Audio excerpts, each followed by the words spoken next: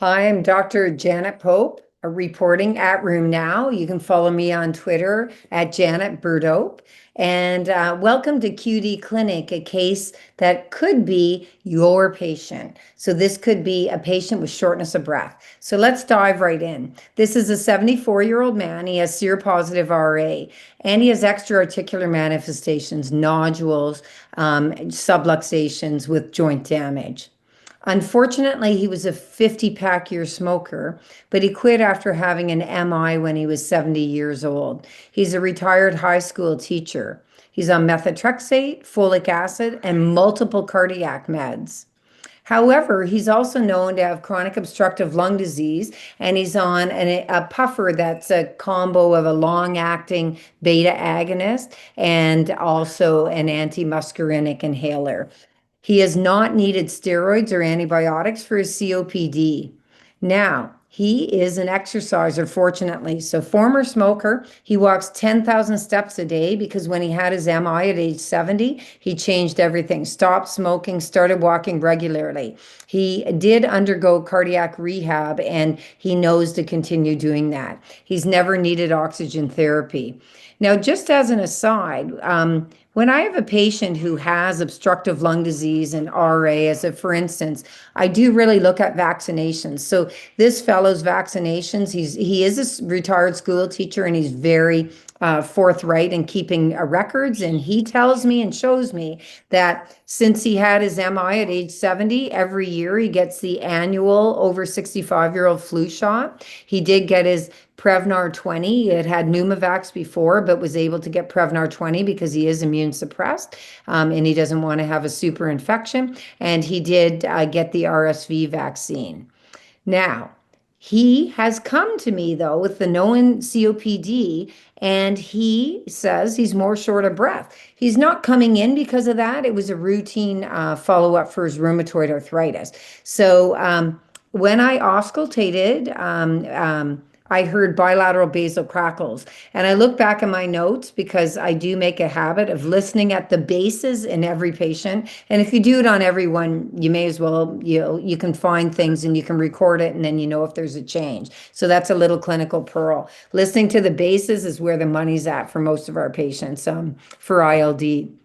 So here's what I would do working this guy up. I would do a chest x-ray, not because I'm wondering about ILD initially, because I am wondering about that, but is there something like a bilateral pneumonia? I would consider, if warranted, his oxygen saturation at rest or with activity.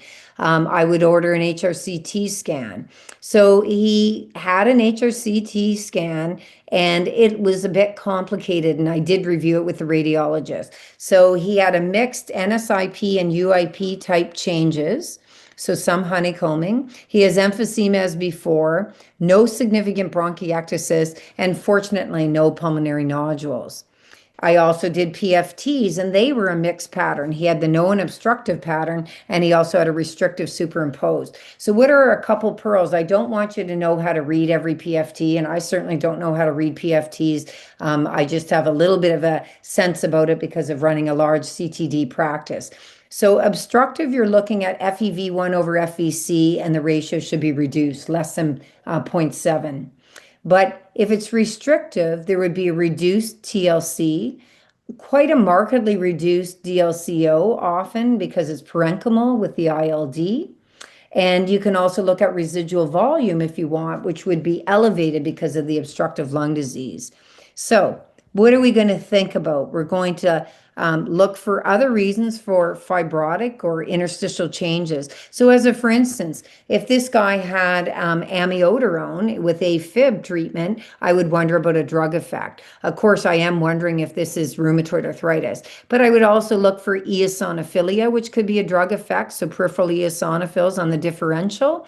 I'd look for low-grade infection, the atypicals, if he had sputum and fevers, if it was warranted. Things like Legionella are usually more acute, but post-COVID, he could have had COVID and then had chronic ILD changes. Mycoplasma pneumonia is usually acute, but it could be subacute. It can be bilateral and atypical mycobacteria. So there's a lot of things to think about. He could also be more short of breath because of sleep apnea. So these things sort of come into my mind, and I think it's really important that we need a systematic approach, and you can listen to some of the other modules in our CTD ILD unit and become more systematic in assessing your patients. So the bottom line is a mixed pattern is quite common. In rheumatoid arthritis with RA-ILD, about half of those patients, maybe a quarter to a half, will also have emphysema because smoking is a risk for RA-ILD, and for emphysema, but even in non-smokers that can occur. In systemic sclerosis, about a fifth of patients with ILD from scleroderma will also have emphysema, and a bit less so in the other CTDs. The final thing, if you really want to be keen about this can be called CPFE in CTD. So it's a combined pulmonary, both fibrotic or ILD and emphysema. But I don't think we have to worry about the names as much as really trying to diagnose and get the right treatment for the patient.